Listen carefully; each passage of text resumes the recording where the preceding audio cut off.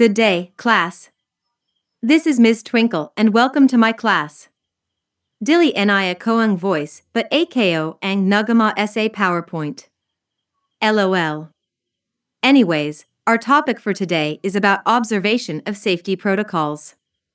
At the end of the session, the students will be able to identify the personal safety protocol during MVPA participation while dancing, observe personal safety protocol to avoid dehydration, overexertion, hypo and hyperthermia.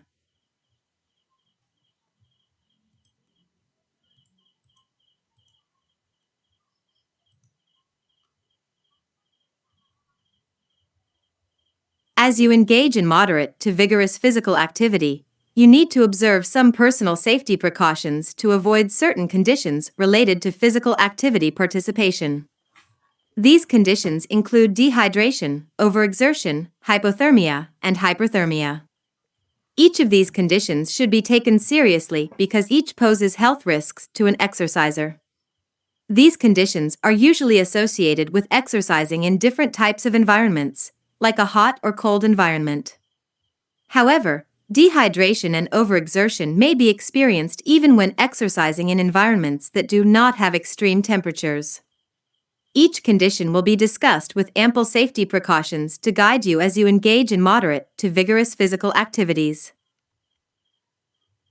Dehydration. This refers to excessive loss of water from the body, usually through perspiration or sweating, urination, or evaporation. Signs of mild to moderate dehydration: O dry mouth and tongue, O thirst, O lethargy, O dry skin, O muscle weakness, O dizziness, O dark urine.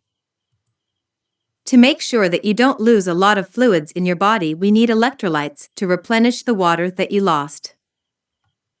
Electrolytes are the minerals that are involved in many essential processes in the body. 8 healthy drinks rich in electrolytes. Coconut water is naturally low in calories and sugar yet rich in electrolytes like potassium and magnesium. Milk is a good source of electrolytes, as well as protein and carbs, making it a good post-workout beverage. Watermelon and other fruits contain several electrolytes but are typically low in sodium and high in sugar. Smoothie allows you to obtain electrolytes from blended, whole foods like fruits, vegetables, and dairy products. They're a great pre- or post-workout recovery beverage. What is it? 7. Electrolyte-infused water can be a great low-calorie hydration options, but be mindful of the brands that contain large quantities of added sugar.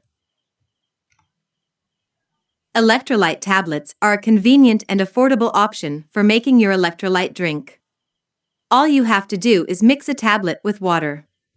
Sports drinks. Commercial sports drinks can be good for refueling and replenishing electrolytes during intense exercise, but they're often high in sugar and artificial colors and flavors. Try making a healthier version at home.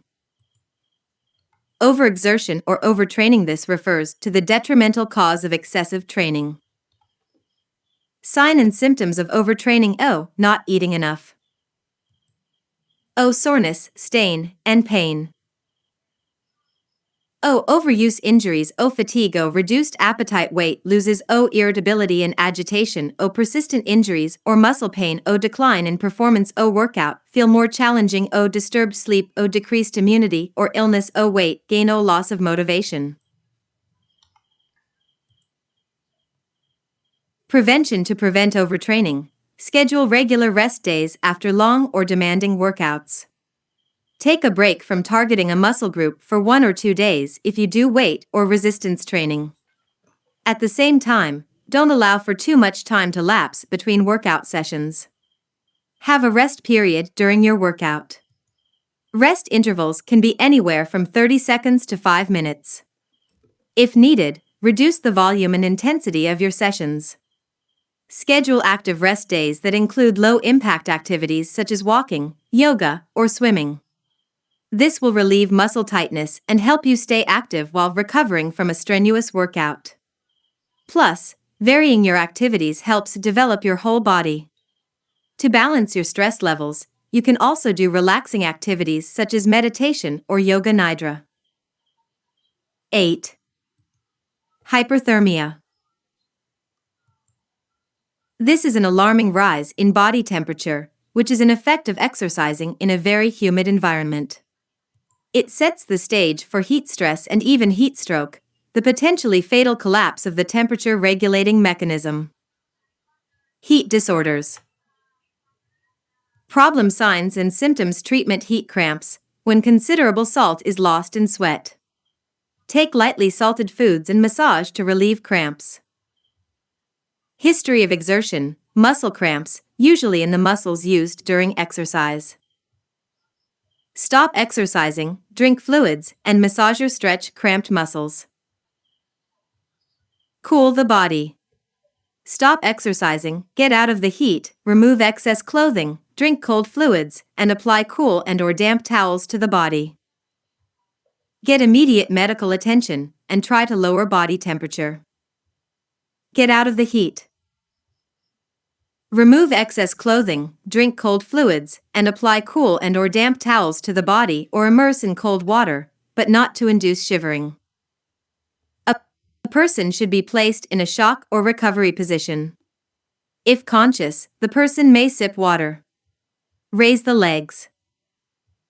Fan person and use wrapped cold packs in the armpits and groin. Heat exhaustion, when heat stress exceeds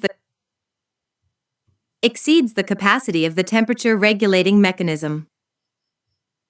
Fast, shallow breathing, weakness, dizziness, headache, moist or cool skin or profuse sweating, pale face, normal or slightly elevated temperature, weak pulse. Heat stroke, the temperature-regulating mechanism has given up. Noisy breathing, hot, flushed skin, maybe dry or sweaty, a red face, chills or shivering, disorientation, erratic behavior, high body temperature, no perspiration, full, rapid pulse, altered consciousness or unconsciousness, convulsions. 9. Hypothermia, excessively low body temperature, characterized by uncontrollable shivering, loss of coordination, and mental confusion.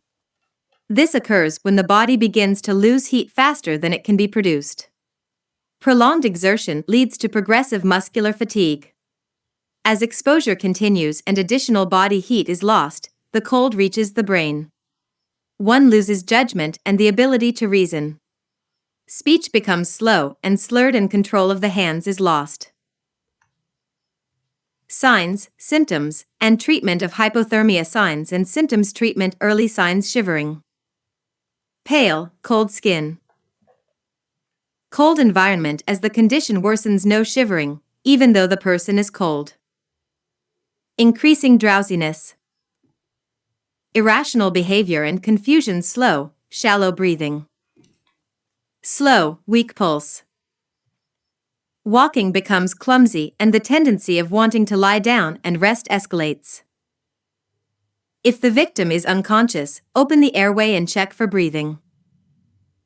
If the victim is conscious, bring to a shelter or keep in a warm room.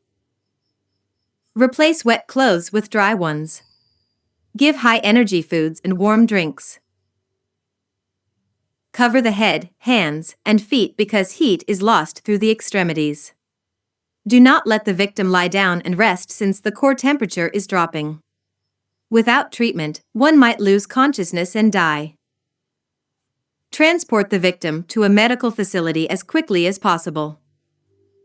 Sinyalog Festival. /source https://ccsearch.creativecommons.org/photos. 10. Is an annual cultural and religious festival held on the third Sunday of January in Cebu City, and is the center of the Santo Niño Catholic celebrations in the Philippines. Usually, they dance under the heat of the sun through street dancing. The Sinyalog dance moves are basically 2 steps forward and 1 step backward as the dancer sways to a distinct rhythm of drums. This movement resembles the current sulog of what was known as Cebu's Pahina River. The Sinyalog dance steps are believed to originate from Raja Humabon's advisor, Baladhay. It was during Humabon's grief when Baladhay fell sick. Humabon ordered his native tribe to bring Baladhe into a room where the Santo Niño was enthroned, along with the other pagan gods of the native Cebuanos. After a few days passed, Baladhe was heard shouting and was found dancing with utmost alertness. Baladhe was questioned as to why he was awake and shouting, pointing to the image of the Santo Niño. Baladhe explained that he had found on top of him a small child trying to wake him and tickling him with the midrib of the coconut. Greatly astonished, he scared the child away by shouting. The little child got up and started making fun of Baladhe. In turn, Baladhe danced with the little child and explained that he was dancing the movements of the river.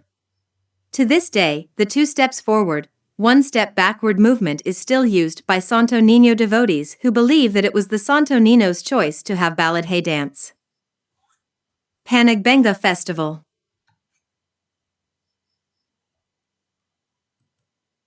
Source: https://ccsearch.creativecommons.org/photos https://ccsearch.creativecommons.org/photos Panagbenga is an annual flower festival celebrated every February which takes place in Baguio City, Philippines. The term Panagbenga comes from a Cancanay term meaning season of blooming. This festival reflects the history, traditions, and values of Baguio and the Cordilleras. In February each year, the city of Baguio is host to the month-long Panagbenga Festival. Baguio flowers, worthy of a festival. This festival celebrates the beauty of flowers, specifically the beauty of flowers in the Baguio region. The Panagbenga started with just an idea that Baguio City should, like other towns and cities in the Philippines, have its own fiesta or festival. 11.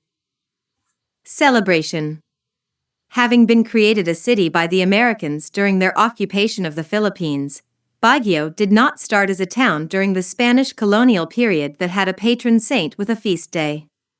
Its Charter Day anniversary is on September 1st, which falls right in the middle of the country's rainy season, which does not allow for parades and other outdoor activities that usually are the highlight of such celebrations.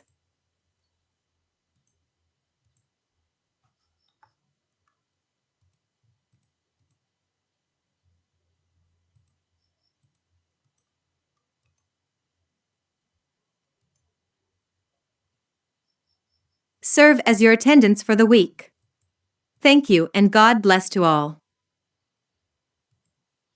That's all for our topic today. Thank you for listening.